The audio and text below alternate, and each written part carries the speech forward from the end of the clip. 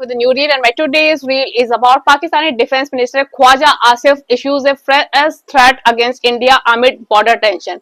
उन्होंने इंडिया के अगेंस्ट में रिसेंटली एक स्टेटमेंट दिया. उन्होंने कहा है we will strike RSS camp in India.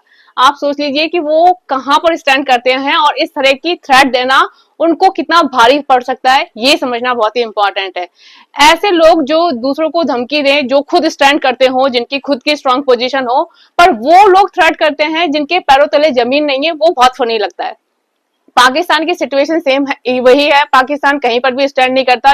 ना तो आप देख लीजिए कि उनकी फाइनेंशियल सिचुएशन कैसी है, उनके यहाँ पर पॉलिटिकल सिस्टम कैसा है, किस तरह से वहां पर चीजें काम कर रही हैं. जो कंट्री अपना सिस्टम प्रॉपरली रन नहीं कर पा रहा, वो किसी को थ्रेट दे रहा है और उन्हें पता नहीं है यदि इंडिया ने काउंटर रिएक्शन करा तो पाकिस्तान का क्या हाल होगा. तो उन्हें पहले सोच समझ के बोलना चाहिए कि किसको थ्रेट दे रहे हैं. वो अननेसेसरी जो ये स्टेटमेंट दे रहे हैं और इसके जो काउंटर रिएक्शन होंगे उनके अगेंस्ट में, वो यदि सोच लें तो उनके कॉन्सेप्ट क्लियर हो जाएंगे.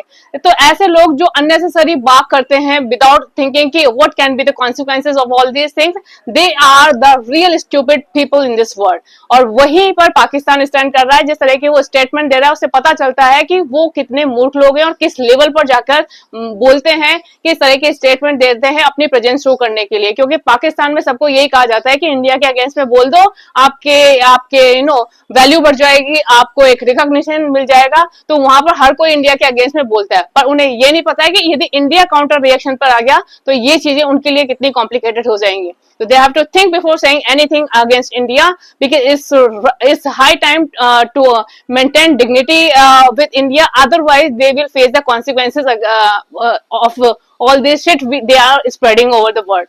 So what do you say about this? Suggest me your thought, Baba. Have a nice time.